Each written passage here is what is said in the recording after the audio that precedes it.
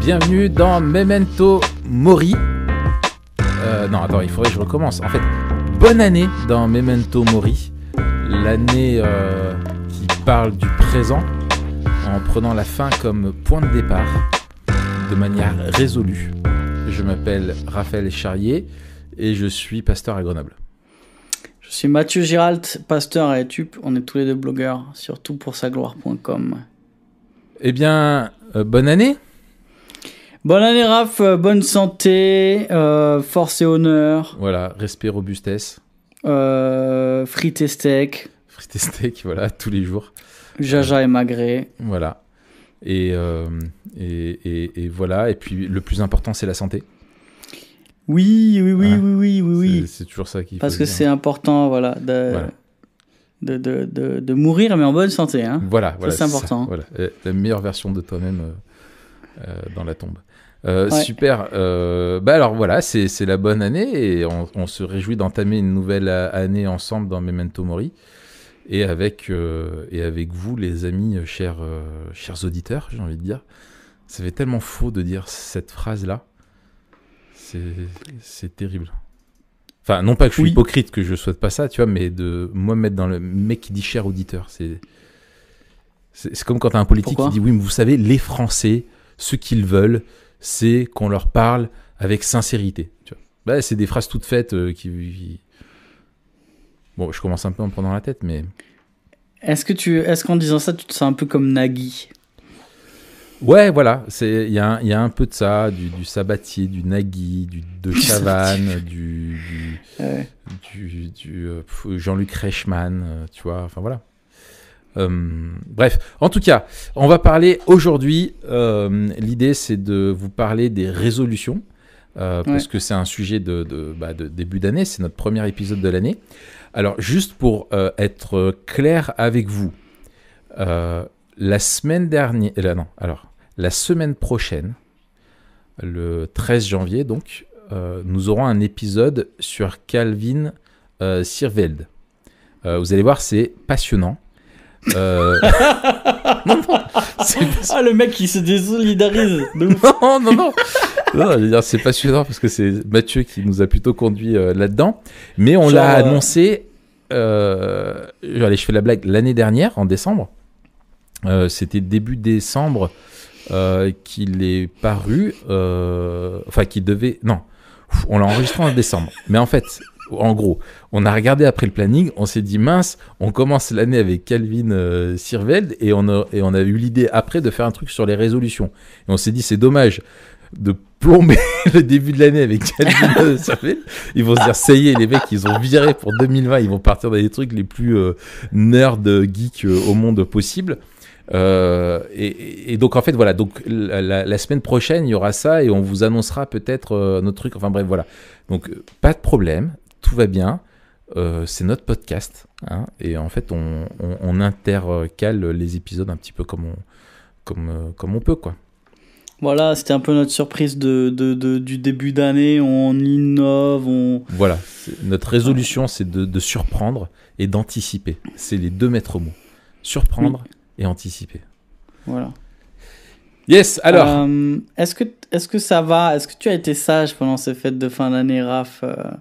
Est-ce que tu as su tenir tout ton corps en bride ? Bah, qu'est-ce que t'en as pensé, toi, qui était aux premières loges ?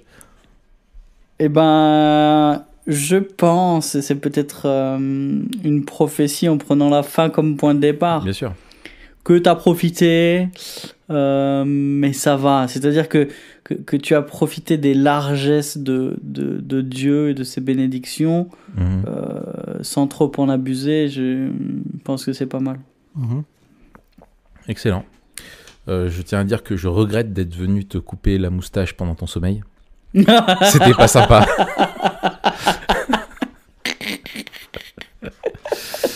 Oh là là. Aïe. Non. Okay. Bon, en fait, on enregistre l'épisode avant les fêtes de fin d'année et on va passer les fêtes de fin d'année, le nouvel an ensemble. Donc c'est pour ça qu'on se marre un petit peu, mais ouais, on va bien s'amuser. Ça va être cool. Alors, en tout cas, là maintenant, on fait un saut dans le temps et du coup, on est début janvier. Comme tout le monde, on est motivé, déter, plein d'entrain, plein d'allant, plein de dynamisme pour commencer l'année. C'est la période où tout le monde prend des résolutions. C'est connu, c'est fameux. Tu vas arrêter de fumer? J'arrête de fumer. Demain, c'est décidé. Ça. Demain t'arrêtes, voilà, c'est ça. Et puis... D'ailleurs, je me suis rematé le défi. Non, le pari. Le pari. Le défi. Le défi, je passe. Ouais. Le pari, ça m'a bien motivé. Ouais, excellent. Et donc, on s'est dit, parce que toi, tu as déjà pris des résolutions dans ta vie. Au mois de janvier, je parle vraiment, tu veux, les résolutions de la nouvelle année.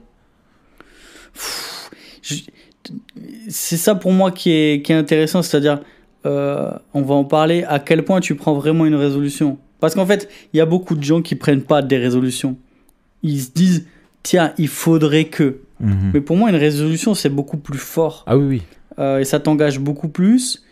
Et tu vas beaucoup plus loin dans la réflexion en mettant en place des choses qui assurent que tu veux avancer dans cette résolution. Et dans ce sens-là, écoute, oui.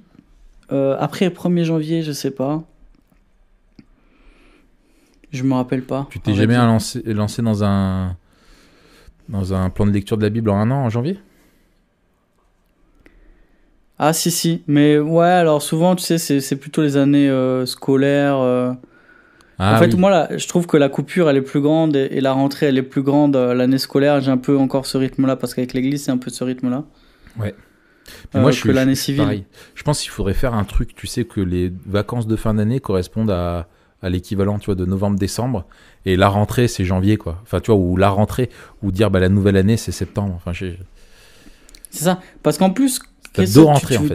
Tu commences l'année en janvier, il fait moche, il pleut, t'as pas envie de commencer l'année comme ça. Ouais.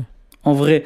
Alors que là, fin septembre, tu vois, début septembre, je veux dire, c'est la fin de l'été, t'es encore bien, t'as eu des vacances un peu plus longues, tout le monde est détendu. Ouais. Ok, là, on attaque. Tu vois C'est comme si ta semaine est commencée le mercredi, tu vois. Ouais.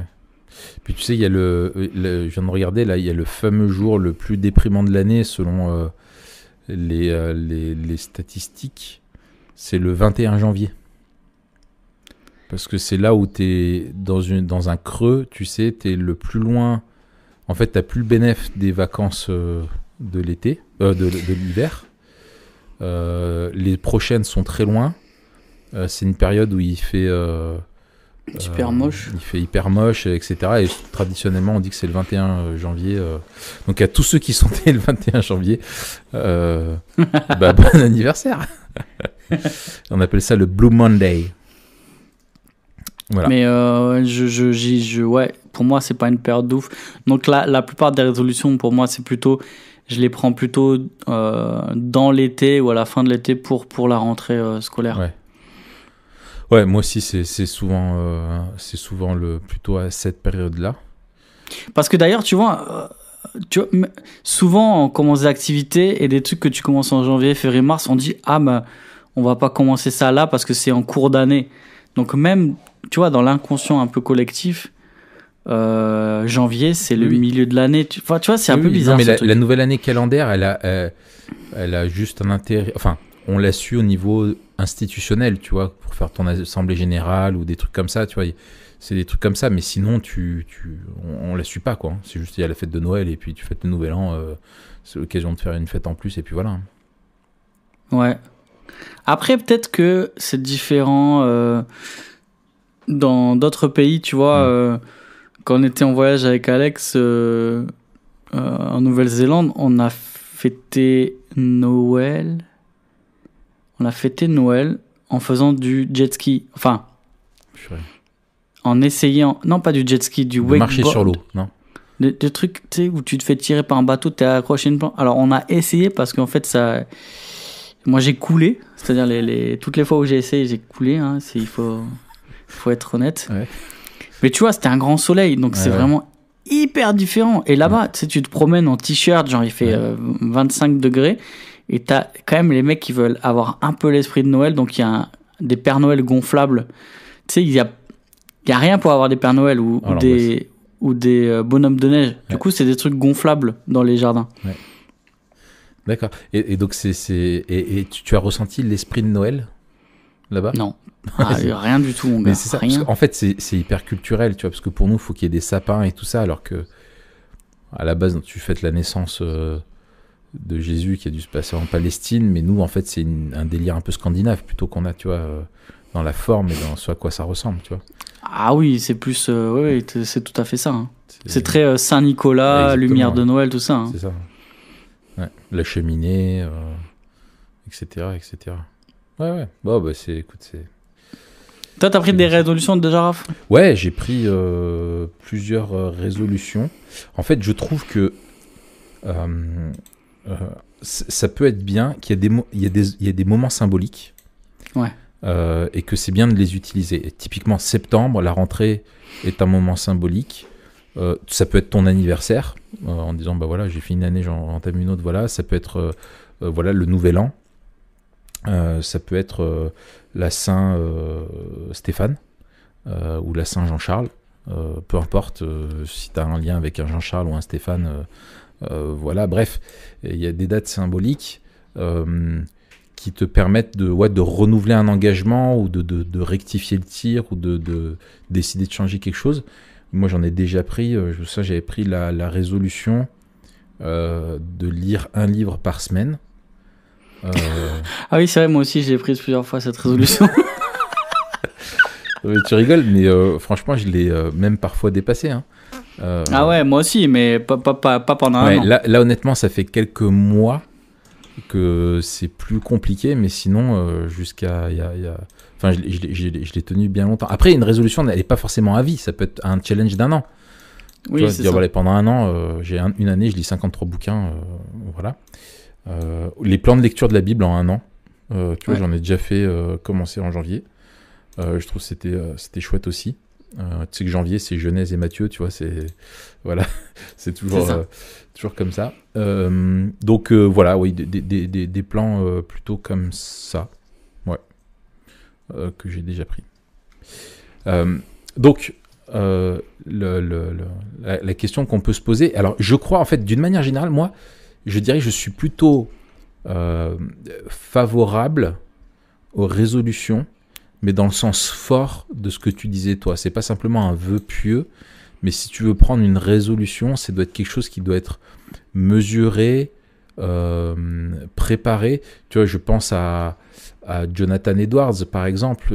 Tu vois, quand on est chrétien, on est obligé de penser à lui, à ces résolutions qu'il avait prises devant Dieu et auxquelles il a voulu se tenir toute sa vie. Donc c'est vraiment au sens fort, c'est vraiment une décision, un choix qui est fait en âme et conscience, remis devant Dieu dans la prière, probablement envers lequel tu vas te rendre redevable et auquel tu te tiens, quoi. C'est un engagement avant tout devant Dieu que tu prends et pour lui.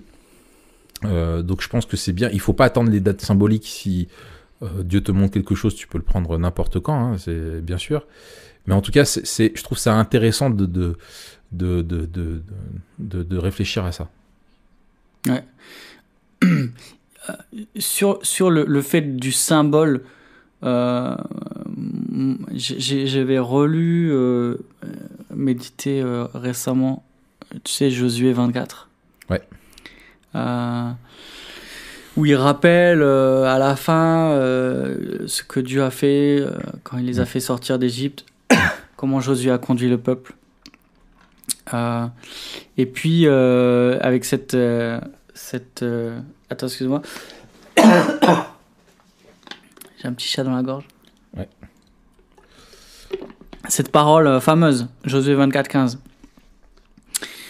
Si vous ne pensez pas devoir servir l'Éternel, choisissez aujourd'hui qui vous voulez servir, ou les dieux que servaient vos pères au-delà du fleuve, ou les dieux des Amoréens dans le pays desquels vous habitez. Moi et ma maison, nous servirons l'Éternel. Et puis le peuple répondit non, on va pas abandonner l'Éternel, on va pas servir d'autres dieux, blablabla. Josué dit vous ne pourrez pas, vous l'abandonnerez. En fait, il prophétise l'abandon du peuple. Et après, le peuple quand même réitère son engagement auprès de Dieu. Et qu'est-ce qu'il fait ? Il dresse une pierre Verset 26, donc, verset 25, il conclut une alliance. Verset 26, il l'écrit dans le livre de la loi de Dieu. Il prend une grande pierre et il l'adresse sous un chêne et il dit « Voici cette pierre servira de témoignage contre nous, car elle a entendu toutes les paroles que l'Éternel a échangées avec nous. Elle servira de témoignage contre vous, de peur que vous ne reniez votre Dieu. » Et donc il y a vraiment ce truc où d'abord c'est la parole, on s'engage, Josué qui dit non, le peuple qui dit si, d'accord, on écrit et ensuite on met une pierre. Et puis c'est à plusieurs endroits de l'écriture où on voit qu'il y a des monuments qui sont érigés pour servir de rappel, pour servir de témoignage et pour marquer un engagement. Et je pense qu'on voit là la nécessité à la fois de mettre par écrit et aussi de redevabilité, et une redevabilité qui est partagée, mais aussi qui est matérialisée. Et donc c'est bien de réfléchir qu'est-ce qui matérialise mon engagement. Et dans ce sens-là, c'est plus que juste une pensée, ou même plus qu'une parole. Il y a un acte où il y a quelque chose qui pose l'engagement qu'on a pris. Ouais, c'est ça. C'est très bien, c'est tout à fait ça, effectivement. C'est toute une réflexion avec un aboutissement concret, avec des étapes formelles qui te permettent de ne pas prendre un engagement à la légère, quoi. Et on a invité à ne pas prendre des engagements à la légère devant Dieu et devant les hommes. Hein. Ça, c'est hyper important, je pense. C'est ça. Et puis, tout à l'heure, on parlera de conseils pour tenir ces engagements ou ces résolutions. Peut-être on aura d'autres trucs à dire là-dessus.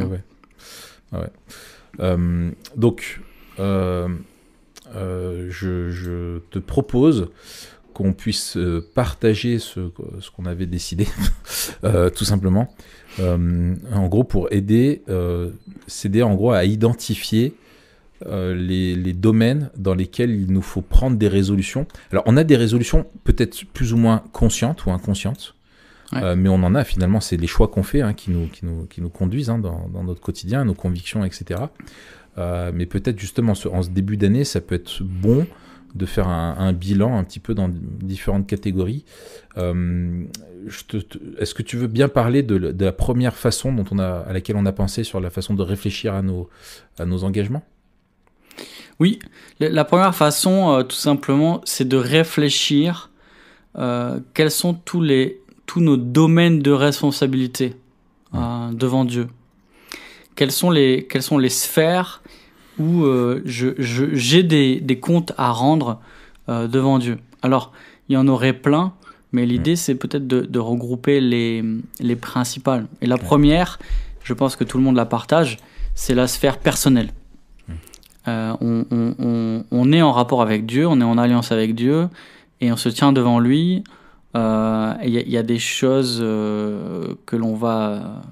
des résolutions que l'on va prendre pour avancer dans cette sphère-là. Ensuite, la famille. La famille au sens large. Alors pour ceux qui sont mariés, ça va être d'abord par rapport à notre rôle d'époux, et ensuite pour ceux qui sont parents, notre rôle de père. Et pour ceux qui sont célibataires, ça va être aussi, déjà en tant que célibataire, comment je veux vivre cette année, mais aussi avec la famille plus large. C'est-à-dire est-ce qu'il y a des engagements que je veux prendre, moi en tant qu'enfant, par exemple. Donc on va réfléchir à la famille. Ensuite, on va réfléchir le plus souvent l'Église. Dieu, la famille, l'Église. Réfléchir à notre rôle. Alors, nous, on est responsable. Alors, ça va être peut-être un peu différent de ceux qui nous écoutent, qui ne le sont pas peut-être forcément. Mais chacun à son niveau, on a certaines responsabilités devant Dieu. Et ensuite, ça va être les voisins, là où Dieu nous a placés, notre travail. L'idée, alors ça peut varier, mais je pense qu'il y aura toujours ces quelques sphères-là qui sont communes à chacun. Et après, peut-être, ceux qui sont étudiants, ce sera plutôt les études plutôt que le travail. Ceux qui ont une responsabilité particulière, je ne sais pas, qui sont aussi responsables d'une association et qui occupent un poste important dans cette association, c'est une de leurs responsabilités. Bref, tout ça pour dire, identifions les sphères de responsabilité, là où nous avons à rendre des comptes à la fois à Dieu et aux hommes, puisqu'on se rappelle que ce que l'on veut, c'est glorifier Dieu en bénissant les autres, en étant au service des autres.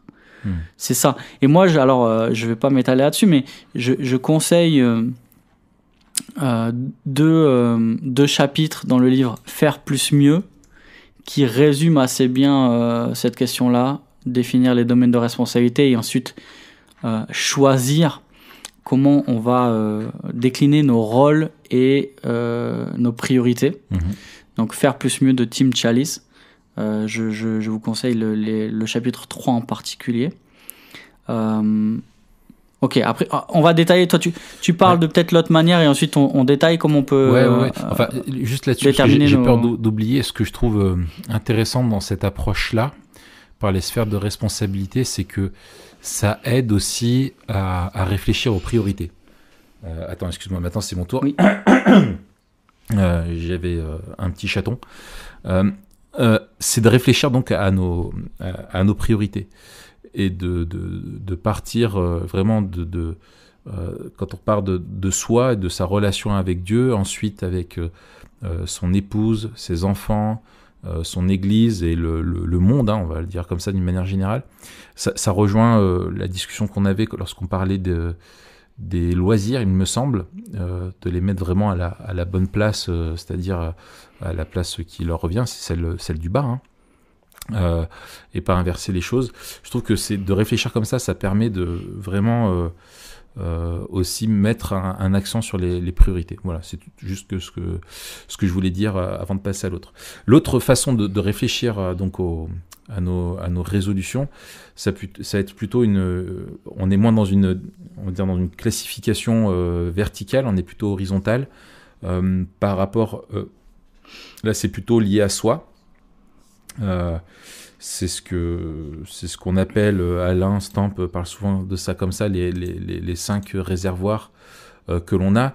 Bon, sachant qu'il faut pas tout cloisonner, c'est une façon de parler, mais l'idée c'est que, en gros, on est un peu des réservoirs percés, quoi. On se vide de notre énergie constamment dans différents domaines, et c'est important de veiller à maintenir un petit peu un équilibre, en tout cas dans ces domaines-là, en tout cas les nourrir.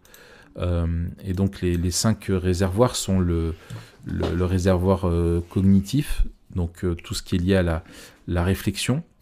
Quand on a un travail qui va être particulièrement aliénant, où on ne réfléchit pas, qui n'est pas stimulant, qui est répétitif, rébarbatif, où on n'a pas de sens au niveau professionnel, ou qui est ultra stressant, au contraire, qui nous surmobilise, etc., eh bien, on va avoir besoin de se ressourcer aussi à ce niveau-là. Alors, soit pour justement amener du sens en lisant des bouquins, des choses, enfin voilà, faire d'autres choses à côté pour se regonfler un petit peu là-dedans, se renouveler notre intelligence. Voilà. L'autre réservoir, ça va être le réservoir relationnel.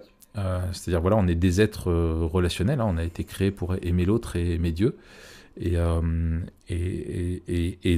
on vit des relations, que ce soit au niveau professionnel ou personnel, familial, des fois qui sont un petit peu usantes, et on a besoin de veiller à ça. Donc on peut prendre des résolutions aussi dans ce domaine-là pour veiller veiller en fait à ce que nos relations soient qu'on maintienne des relations qui soient dans de bonnes conditions et dans de bons termes. C'est important. Ensuite, bien sûr, il y a le réservoir physique. Là, c'est la fatigue, le sommeil, etc. Et là, il y a des résolutions à prendre sur la gestion de son temps, de son sommeil, de son alimentation, etc., etc. De manger plus de quinoa, tu vois, c'est une résolution, ça ? Et d'accompagner ça avec encore plus de viande rouge, tu vois. Ah oui. Oui, non, bien sûr. Bref, voilà. Et puis, il y a le réservoir émotionnel. Là-dessus, on avait fait 2 épisodes sur les émotions, où effectivement, selon les périodes de la vie qu'on traverse, on vit on a des fois des journées qui sont juste éreintantes, exténuantes, et on est découragé, on est un peu dépité, etc. Donc c'est important un petit peu veiller à ça. Et puis bien sûr, bien évidemment, le réservoir spirituel, qui est peut-être le réservoir qui est un peu transversal à tout ça, c'est-à-dire notre relation avec Dieu. Et donc voilà, et on peut prendre des résolutions dans chacun de ces réservoirs, donc cognitifs, relationnels, physiques, émotionnels et spirituels. Donc, oui. Vas-y. Et en sachant que dans chaque réservoir, on peut prendre une résolution, mais en sachant aussi que avec cette classification, ça peut aussi nous permettre de prioriser. C'est-à-dire, si on se rend compte que sur l'année précédente, c'est tout le temps le même réservoir qui a été le plus souvent à sec, et ben peut-être que on va mettre l'accent sur une résolution sur ce réservoir en particulier là. Et ça c'est bien parce que ça permet de faire attention à des dimensions que peut-être on n'aurait pas prises en compte si on pensait juste en termes de responsabilité. Et en disant j'ai des responsabilités par exemple au niveau personnel. Par exemple, il y a personnel, famille, église, travail, voisin, etc. Là-dedans, dans le personnel, si tu devais prendre qu'une résolution, bah, tu penserais peut-être spirituel. Et ce qui est légitime. Mais peut-être qu'en fait, la résolution, il faudrait qu'elle concerne quelque chose qui est vraiment en déficit.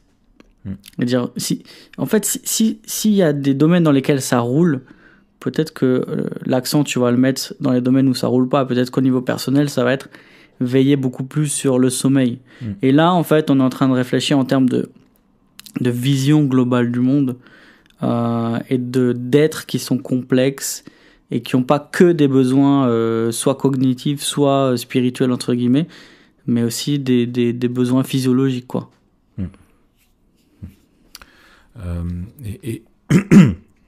Et c'est bien aussi parce que ça permet de ne pas tout spiritualiser.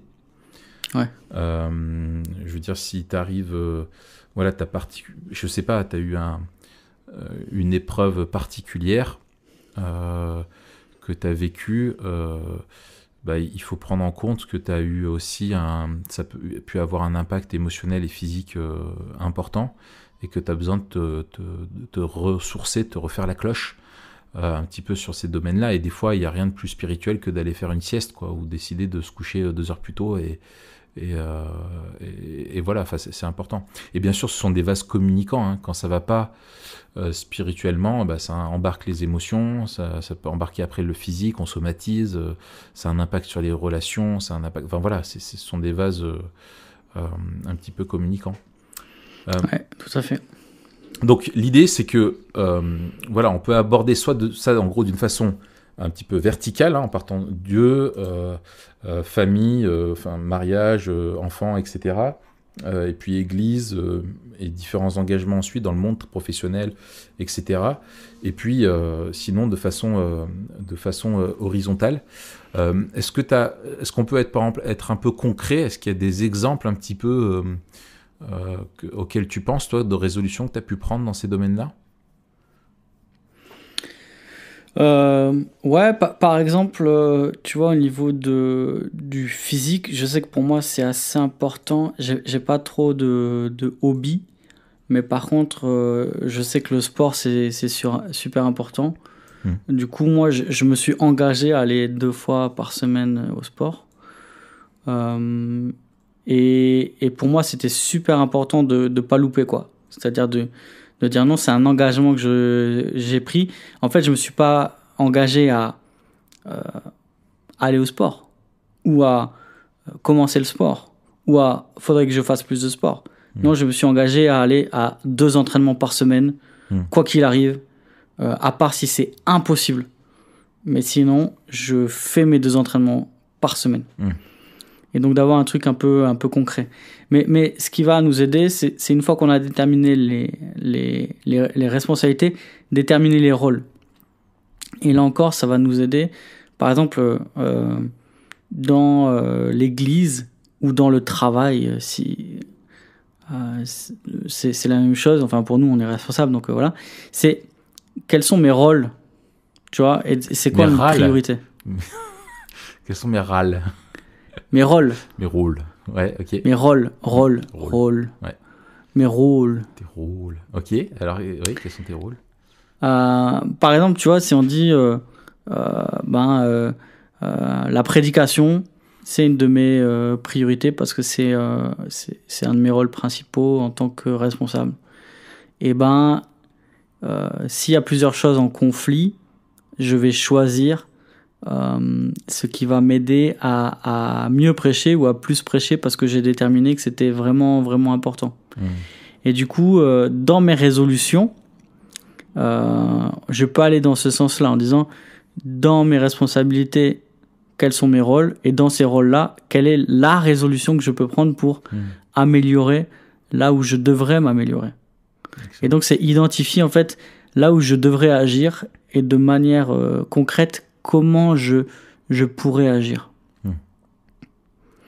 Moi, ce que j'aime bien... Non, j'en parlerai plus tard. Vas-y.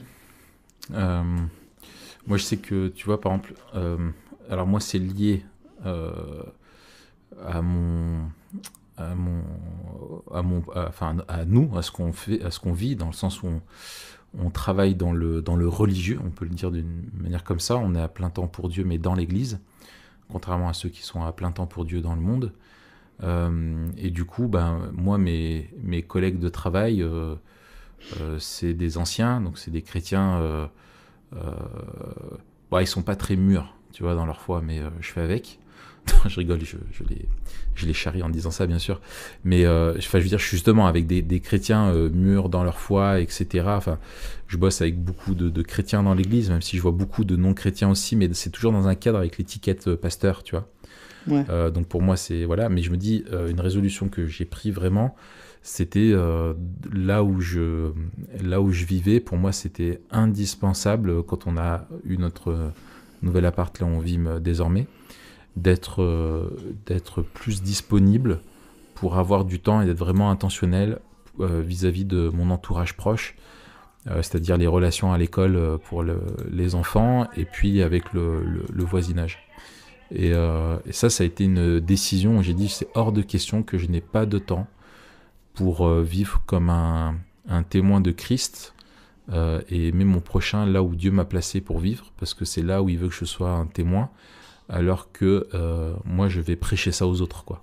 Donc vraiment j'ai dégagé du temps et c'était un sujet de prière, on a pris des décisions et puis pareil, c'est des décisions, tu fixes dans l'agenda et si tu dis, même si tu dois partir, tu as beaucoup de travail mais tu croises ta voisine dans les marches et tu prends des nouvelles, savoir comment ça va, comment vont les enfants, voilà, et puis tu planifies de se voir et puis tu tiens ton engagement quand tu dis on va se voir, c'est pas juste une parole en l'air, enfin voilà, c'est un petit peu tout ça, les porter dans la prière aussi. Voilà, ça c'est par exemple une résolution que j'ai pu prendre. Je pense qu'il y a dans ces domaines-là, c'est important peut-être d'être, j'ai envie de dire, soit très général, soit très précis, tu vois, comme toi. Cette résolution de dire voilà, je fais 2 entraînements par semaine. Voilà, c'est vraiment très précis. Tu as une salle, un lieu, des horaires et tu te fixes ça. Ou sinon, ça peut être des engagements. Tu vois, voilà, moi, à la base, quand j'ai dit avec dans mon voisinage, c'était un engagement qui était... tu vois, tu peux pas planifier de te dire je vais passer... une soirée par semaine avec mes voisins, tu vois, c'est intenable parce qu'à cause des vies de chacun et puis les gens veulent pas et puis mais t'es dans une dynamique, tu vois, de quelque chose que tu veux faire, une intention, tu vois. Ouais, c'est ça, mais il y a quand même une différence entre l'intention et la dynamique, par exemple, si on reprend ces 2 mots, parce que l'intention, elle peut rester qu'une idée. Oui. Et je sais que par exemple, moi, concernant mes voisins, je me dis la même chose, mais pour l'instant, c'est qu'une intention. Ouais. Pourquoi ? Parce que en fait, j'ai pas dit c'est quoi dans tout ce qu'on veut faire. Une bonne question à se poser, c'est quoi le prochain pas, la prochaine étape pour arriver à ça. Ouais. Ou tu fais l'inverse. Tu vois, c'est l'inverse, c'est si je reprends cet exemple-là, tu passes tes voisins sont devenus parmi tes meilleurs amis. tu passes des super moments avec eux en vacances où voilà, vous êtes proches, vous partagez des choses et voilà, et toi tu es heureux parce que tu les vois cheminer, tu les vois aussi cheminer avec Dieu. Qu'est-ce que tu as fait pour en arriver là? Tu prends à l'inverse. Voilà, en partant d'une réalité, d'un rêve, ce que tu veux voir, en gros, qu'est-ce que tu avais mis en place avant qui t'a permis d'arriver là? Tu vois, c'est la même chose. Tu vois, t'es un champion au développé couché et au squat. Oui. Non, qu'est-ce non que plus, mais... qu'est-ce que t'as fait pour en arriver là? Bah tu diras ouais, je me suis j'ai chargé, mon gars. Voilà. J'ai chargé, j'ai mangé de la viande. Voilà. Il y a que ça, il faut s'entraîner, tu mets lourd, tu pousses et voilà, tu réfléchis pas. Voilà, exactement. Donc tu t'es fixé des entraînements, tu t'es fixé des charges, tu t'es fixé des trucs et voilà, tu vois. Je trouve c'est un moyen aussi c'est pas vrai en plus. De prendre à l'inverse, tu vois, de dire bah si je veux cette réalité là, qu'est-ce que j'aurais dû mettre en place au préalable pour que ça soit réel. Mais il faut que ça soit avec un objectif aussi, je pense. C'est-à-dire si ton objectif c'est de dire bah voilà, moi mon objectif c'est d'être en bonne santé et d'ici la fin de l'année, tu vois, ou avoir tissé des vrais liens d'amitié avec ces personnes-là, ou avoir, je sais pas, avoir lu 10 livres dans l'année. Tu vois, ouais. Voilà, en tout cas, ça c'est des trucs. Donc c'est un objectif, et maintenant je vais m'y tenir, et je fais un espèce de rétro-planning. J'organise mon temps et je découpe ça en me disant, bah voilà ce que ça va représenter comme tâche pour que ça devienne concret, et que ce soit pas juste un vœu pieux. Souvent, enfin, je dirais la plupart du temps, on n'a pas trop d'idées en fait comment atteindre l'objectif. Et là où, tu vois, tu prends le squat. Prenons le squat. En fait, tout seul. Franchement, tu vas te dire ce que j'ai dit là en rigolant. Faut charger, faut pousser, tu réfléchis pas. Et à la limite, tu vas te blesser, tu vois. Mais si tu demandes à un coach, il va te dire, fais cet exercice-là. Travaille là-dessus. Par exemple, un truc pour progresser en squat, ça va être de travailler ton gainage. Parce qu'en fait, à un moment donné, tu peux pousser sur les jambes, mais si ton tronc il est pas solide, tu risques de te blesser et tu vas pas porter la charge comme tu peux la porter. Donc en fait, travailler ton gainage, ça va te faire gagner beaucoup dans ce que tu peux porter. Ça, tu le sais pas peut-être de manière instinctive. De la même manière, dans d'autres domaines, tu vois, moi, j'ai envie de faire ça avec mes voisins. Bah, je sais que toi, tu l'as fait. Et par exemple, j'aurais envie de te demander, Raph, comment t'as fait? Je sais qu'on est dans des trucs différents, etc. Mais c'est quoi la première étape que t'as... Voilà. Et c'est pareil pour tout, tu vois. Il y a quelqu'un, on sait, qui a réussi à faire ce que nous, on aimerait faire. Posons-lui la question. Et c'est dans ce sens-là aussi où les résolutions, je trouve, c'est bien de s'entourer de plein de petits mentors qui sont pas des mentors au sens strict, mais de dire... D'être redevable, des coachs, des conseillers, quoi. Même au-delà de voilà, c'est ça. Même au-delà de la redevabilité, le conseil. Dire, je sais que lui, il arrive à faire ça. Tu vois, moi, je sais que... Peter McCalloway, il arrive à soulever très lourd, du coup, tu te dis... c'est ça, tu lui demandes. Non, mais si tu vois, tu parles à quelqu'un et il faut pas hésiter à demander, à prendre des conseils, etc. Ouais. Et ça remet aussi pour moi la communauté de l'église au centre. Tu vois, il y a des gens dans l'église où je sais moi je sais qu'il y a un frère là dans l'anciennat, il est fort en prière, c'est un homme de prière, tu vois. Et je pense vraiment qu'il a un don particulier là-dedans, tu vois, que c'est beaucoup plus naturel pour lui que beaucoup de personnes. Bah, c'est lui que j'aurais envie d'aller voir en disant, bah, tu vois, j'ai envie d'améliorer ma vie de prière. Qu'est-ce que tu me conseilles? Qu'est-ce qui pourrait me la renouveler, etc., tu vois. Les résolutions, c'est pas juste, on va chercher au fond de nous-mêmes la bonne volonté et on y va, on se motive avec une espèce de discours, tu peux le faire, si tu y penses, tu vois ce que je veux dire, parce que ça peut vite devenir un délire genre willpower, c'est parole de foi, machin, et puis comme on le disait, on avait fait l'épisode là-dessus là, sur le développement personnel, quoi. C'est ça, pensée positive, ouais, tout à fait. Non, donc ouais, s'entourer, demander des conseils, c'est hyper important, ouais. Bon, ça c'est des bons conseils pour tenir toutes ces résolutions-là. Alors, et peut-être déjà, même pour les formuler, parce qu'en fait, tenir une résolution, oui, tu peux être complètement si c'est la mauvaise, perché, oui, c'est ça. C'est terrible. Parce que t'imagines l'énergie que tu mets, etc. Et à la fin, tu te dis, mais pourquoi t'as fait ça, frère? En fait, ça sert à que dalle. Ouais, c'est ça. Et tu dois prendre en compte aussi, faut voir. Alors, tu sais, j'aime bien le principe des objectifs SMART. Ouais. Alors, attends. C'est simple, mesurable. Purée, attends, mais j'aurais dû rechercher avant. Objectif SMART. Non, pas Office, objectif. Simple, mesurable, atteignable. C'est quoi d'autre? Attends, alors je te retrouve ça. Donc, les objectifs SMART sont, spécifiques. Donc, c'est-à-dire, ça doit être précis. C'est pas quelque chose de vague. Ça doit être spécifique, lié à toi, ton contexte, ta situation. Donc, ça peut être dire, voilà, je veux lire des livres sur la théologie. Voilà, et en particulier lié, je sais pas, à des théologies pratiques, je sais pas, la mission, parce que dans mon contexte, voilà, c'est ça que j'ai besoin de dire. Ok. Après, deuxième, ça va être mesurable. Ça doit dire, il faut que tu dois lire, en gros, c'est combien dans combien de livres, voilà, et que ça puisse être mesurable à la fin, de te dire, c'est pas, je voulais faire une méga doctrine sur tel sujet, mais j'ai pu lire tel et tel livre. Le A, c'est acceptable ou atteignable.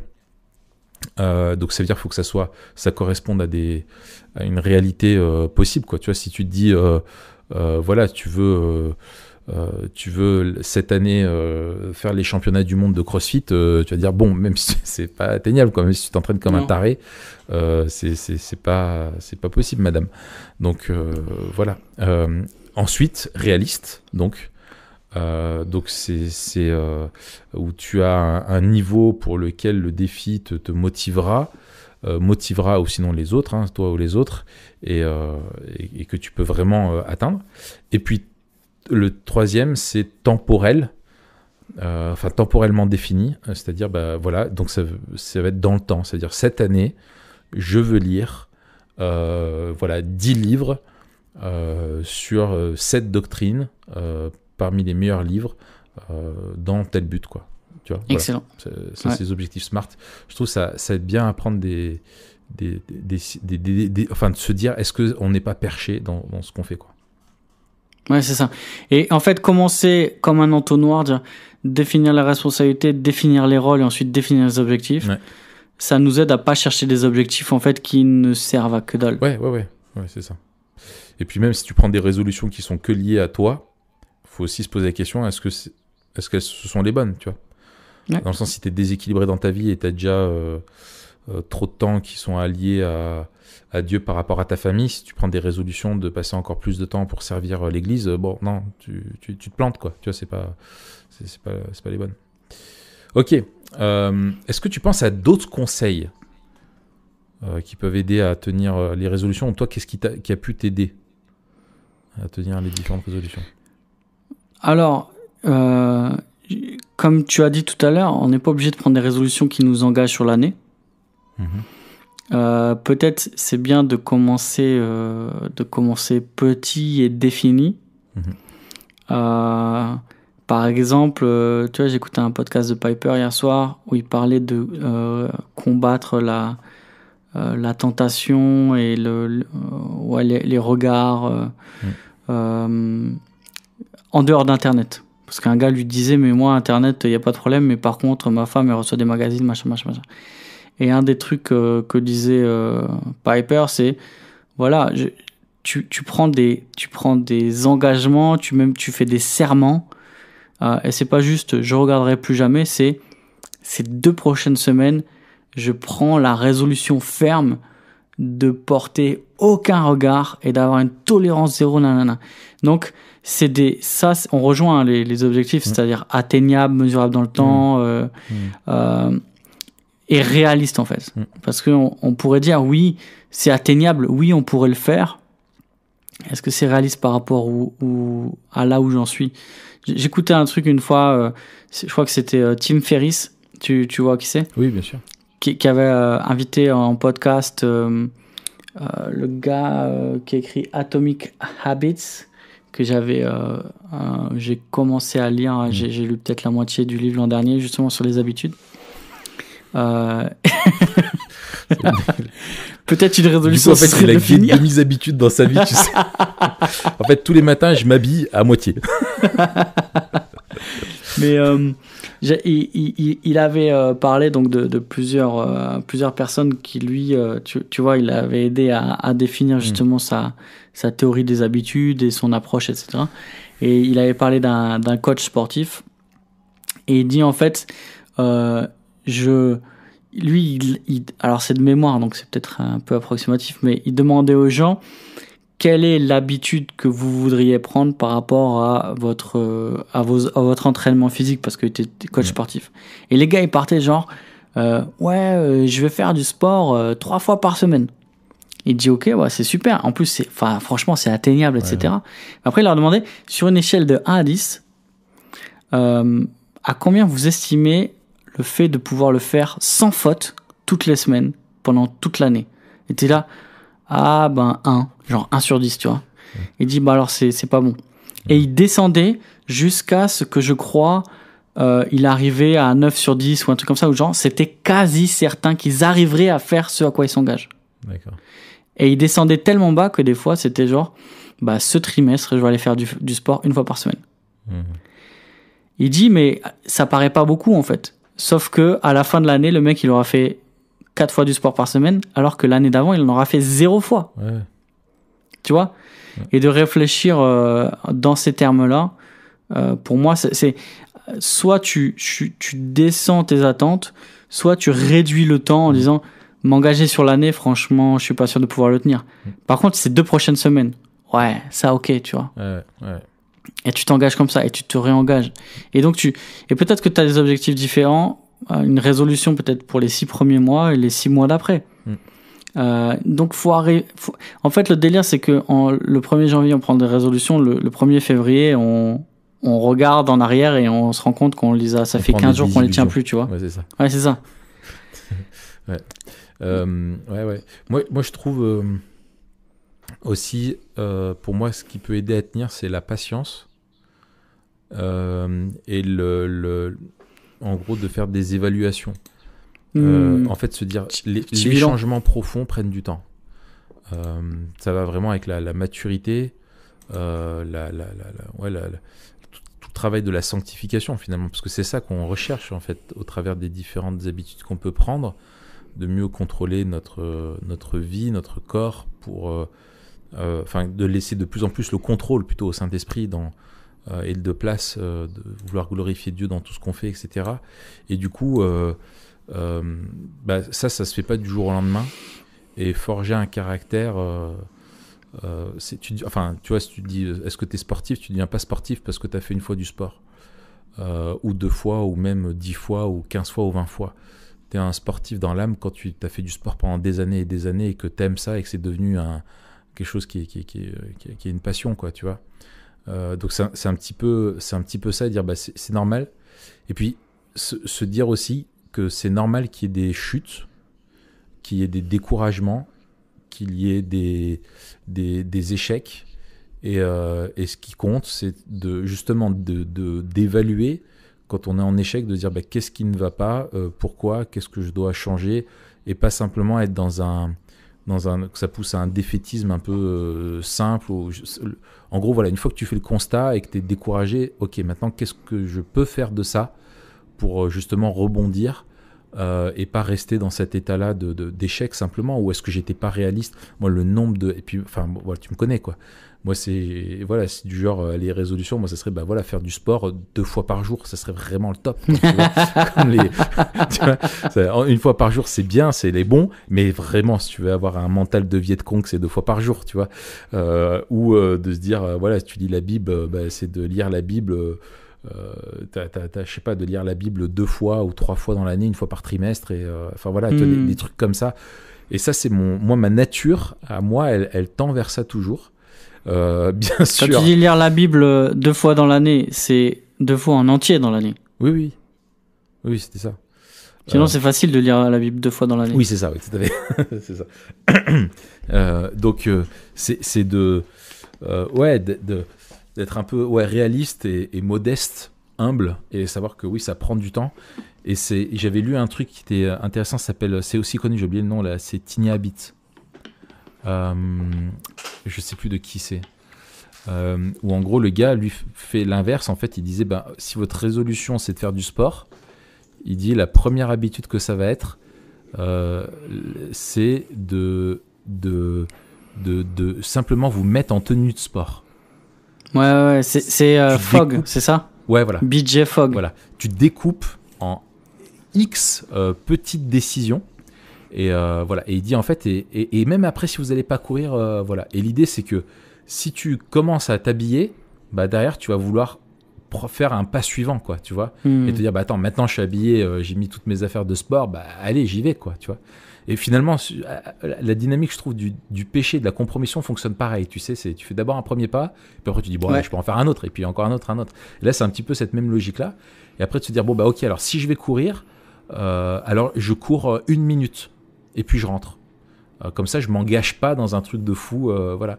Et puis une fois que tu as couru 1 minute, tu dis, attends, je suis en train de courir, ça fait 1 minute, en fait, je suis content, je voulais le faire, allez, maintenant je cours un quart d'heure, non, on va courir 10 minutes, tu vois. Et à chaque fois, de revoir comme ça et de lisser, de rajouter des marches entre les marches, tu vois, pour que ça soit une pente douce dans l'effort, et d'essayer à chaque fois d'aller un petit peu plus loin, tu vois.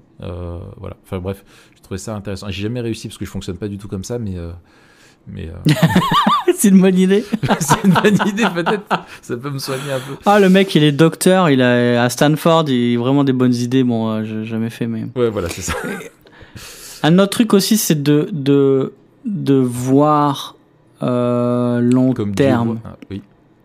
De voir long terme, ou en tout cas de voir la totalité de la période qu'on s'est fixée. Si c'est un trimestre, c'est un trimestre. Si c'est une année, c'est une année. Et de dire,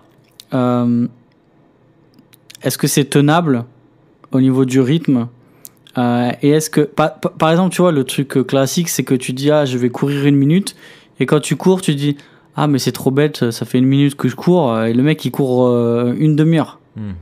Sauf que ça fait la même chose que quand moi j'ai repris la boxe, là, quand on était à Aix-les-Bains. Je me suis enchaîné 2 entraînements, 3 heures direct. Le lendemain, là, j'étais venu chez vous, je pouvais bouger aucun muscle. C'est-à-dire que j'avais jamais eu autant de courbatures de ma vie. Je m'en souviens encore comment c'était. C'était l'angoisse. Et j'ai pas pu y retourner pendant 2 semaines. Donc, au lieu de commencer petit et de dire non, on y va petit, non seulement petit à petit, mais aussi dans le temps. Parce que tu peux aller petit à petit et à un moment donné arriver à un moment où tu fais des trop grands efforts ou des trop grands trucs. C'est-à-dire que l'objectif à atteindre, peut-être qu'il faut qu'il soit revu à la baisse. Enfin bref. C'est là où... Je compte participer au prochain JO. Ouais, d'accord. Sur le 100 mètres. D'accord, ok. Tu as commencé par mettre tes chaussures, c'est ça? C'est ça. T'as ça en commun avec le plus grand champion. Voilà, c'est ça. Un pas après l'autre. La chaussure droite, toujours. Et puis c'est la chaussure gauche. Ça te rappelle rien, ça? Bien sûr, c'est les yeux dans les bleus. Non, c'est la pub, je crois que c'est Vittel de Zidane. Ah oui, c'est vrai, c'est la pub. Je crois que c'était dans le documentaire. Non. Ah oui, c'est la pub. Volvic, Vittel ou Evian, je sais plus. Enfin bref. Yes.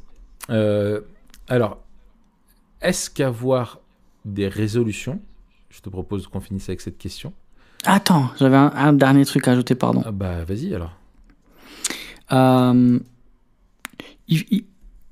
Je pense qu'on doit aussi, dans une société où on est sur l'accomplissement, peut-être aussi avec des personnalités qui sont dans l'accomplissement, il y a 2 choses à pas oublier.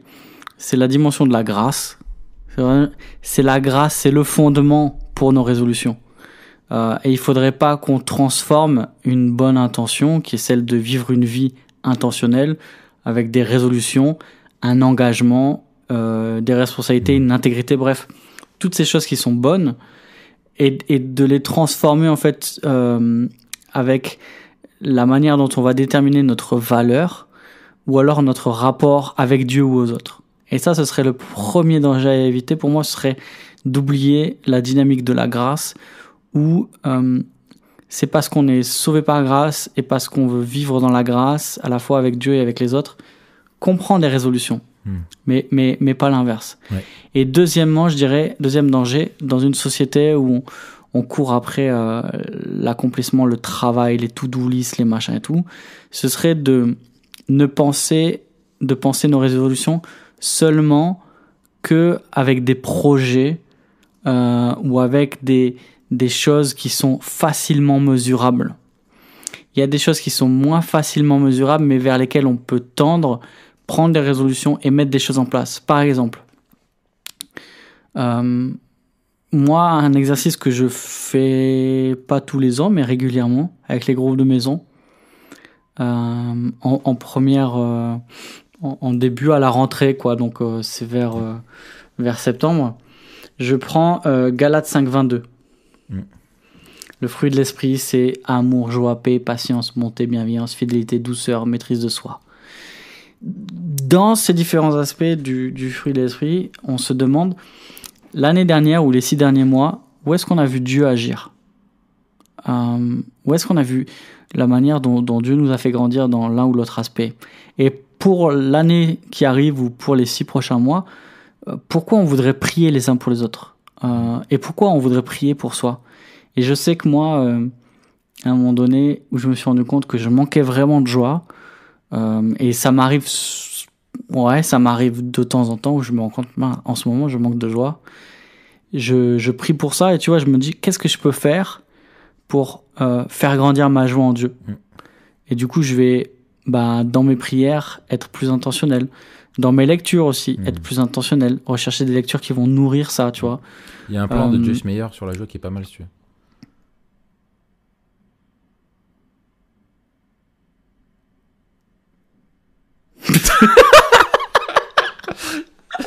Tu craques. Oh pétard, c'est terrible. Je ne le suivrai pas. J'essaie de t'apporter de la joie d'une manière ou d'une autre. Peut-être avec une bouffonnade, mais... une grosse bouffonnade. Mais tu vois, c'est l'idée de dire on veut grandir en caractère et je pense que c'est la première des choses qu'on devrait rechercher. Voilà. Tu vois, c'est ça. Ouais. Et faisons attention à pas juste dire je dois faire ça, je veux faire plus ça, je veux faire plus ça. Et à dire on oublie le caractère parce que c'est difficile d'avoir un objectif SMART pour le caractère.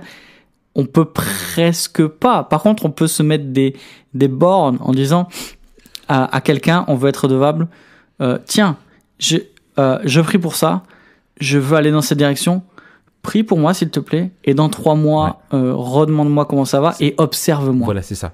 Alors c'est très bien que tu parles de ça, parce qu'on serait passé à côté. Je pense que y a des résolutions sur le faire, ou le savoir-faire, ou et sur l'être.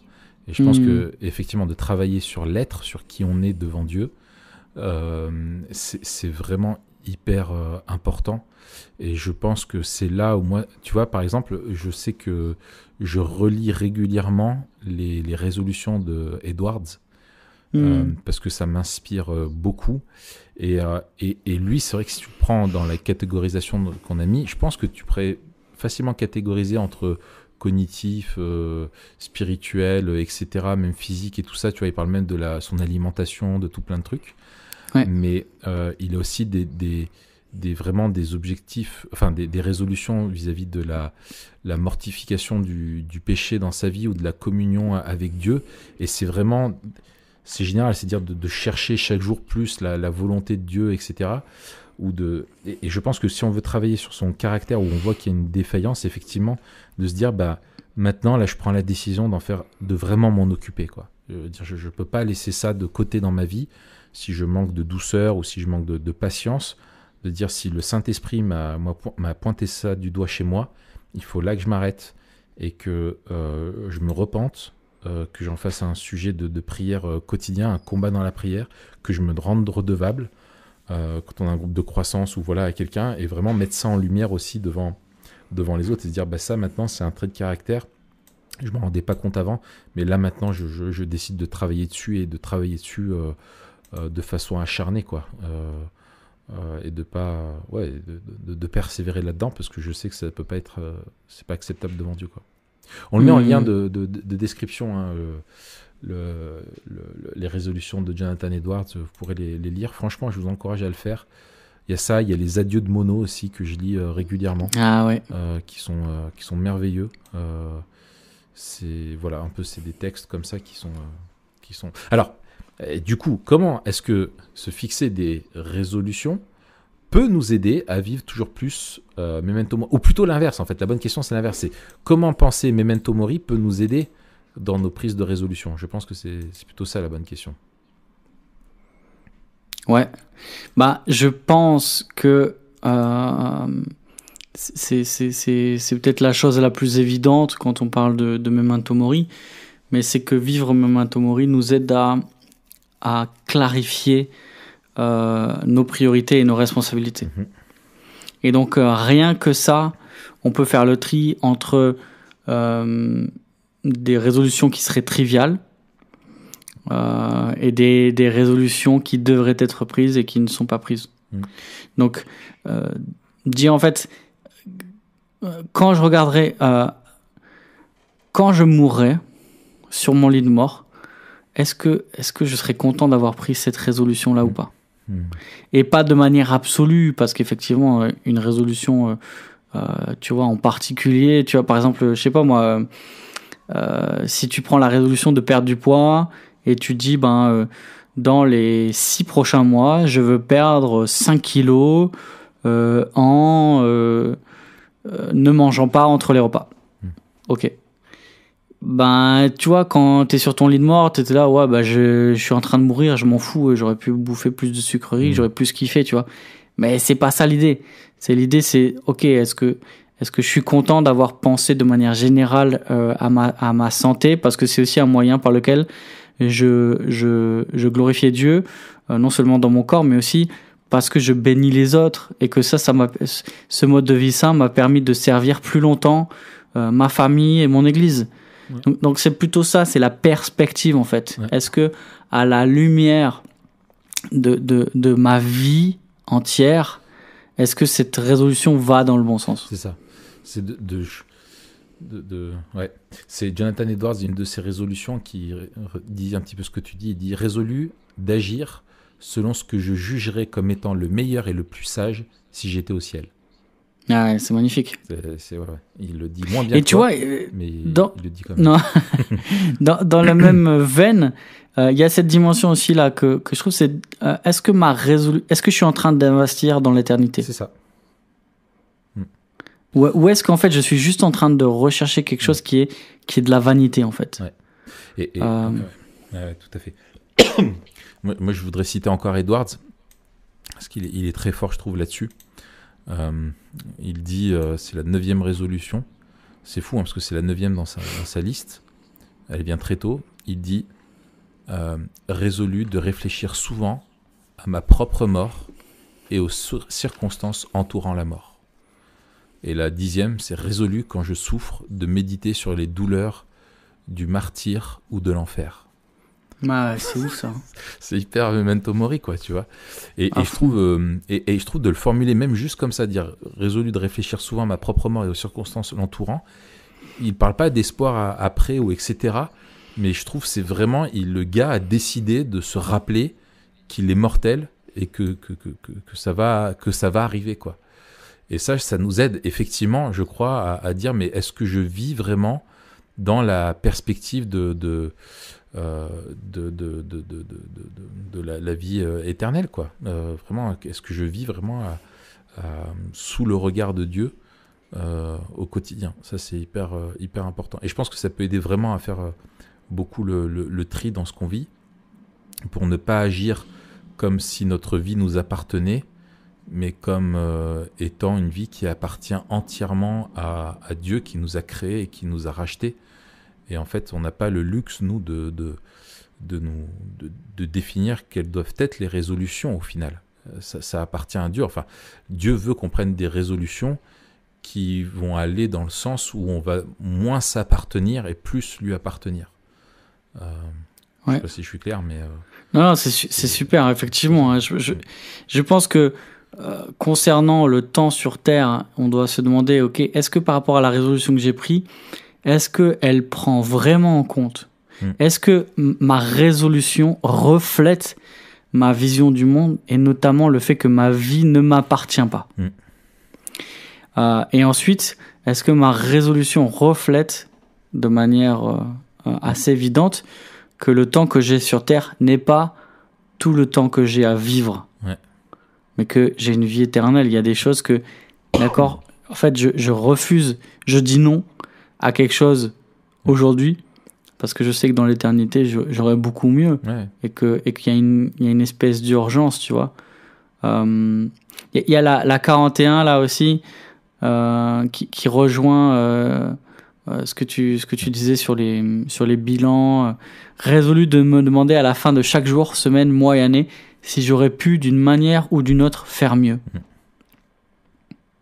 Ouais, ça rejoint l'évaluation qu'on disait de se mettre un peu de temps en temps spectateur de sa propre vie en disant attends, comment je vis là, est-ce que... Et, tu vois, alors moi je rajouterais aussi, ça c'est une question à poser, tu vois, enfin à poser enfin demander aux autres qui nous la posent, tu vois, d'être redevable là-dessus. Je sais, enfin il y a quelques jours là, j'étais chez un frère qui a été ancien dans l'église pendant très longtemps, et qui est vraiment un homme sage et tout ça, et on a pris du temps, et je sais que, enfin c'est une habitude que j'ai à chaque fois que je le vois.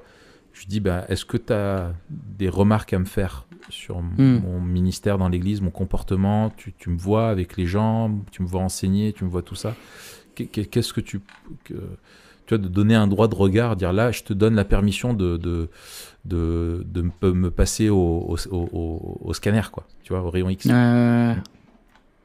Je pense à une autre résolution encore, je cite beaucoup Edwards, hein, décidément, c'est la 22. Et ça, je trouve, ça prend à contre-pied pas mal de choses et ça rappelle vraiment l'hédonisme chrétien. C'est la 22, il dit « Résolu à chercher à obtenir pour moi-même, donc pour moi-même, hein, autant de bonheur que possible dans le prochain monde, en exerçant tout le pouvoir, la force, la vigueur, même l'agressivité dont je suis capable ou peut me pousser à voir de toutes les manières qui peuvent être conçues. » Bon, la traduction est un peu hardcore, mais c'est cette idée de dire je veux vivre maintenant en recherchant vraiment à amasser du bonheur, non pas pour ici, mais pour la vie éternelle. Et en fait, je trouve que c'est très juste et c'est contre-intuitif, cette idée-là de chercher son bonheur, mais quand tu comprends que c'est en glorifiant Dieu que tu trouves de plus en plus ton bonheur et pas en cherchant le bonheur ailleurs qu'en Dieu que tu seras plus heureux, et en fait Dieu nous a créés pour qu'on cherche ce bonheur-là, mais pour qu'on le cherche en lui. Et ça, c'était un peu une des grandes lignes de l'enseignement de Jonathan Edwards, quoi. Ouais, c'est ça, ouais. Bon, c'est cool. Yes. Est-ce qu'on prend la résolution de faire des podcasts plus courts? Non. J'ai pas envie. Non, on pense pas que c'est le mieux en plus. Oui, c'est ça. On pense qu'une bonne résolution doit être au bénéfice des autres, voilà. Tu vois. Ouais. Ou sinon, t'as la fameuse, moi ma technique c'est pas de technique, et ma résolution c'est pas de résolution. Non, bon. Alors Mathieu. Attends, je suis tombé dans une boucle. Spatio. J'ai une résolution, c'est pas prendre de résolution. Mais attends, mais si c'est une résolution, tu prends pas de résolution. Mais si tu prends pas de résolution, tu peux pas prendre celle. Voilà, tu peux pas prendre de résolution.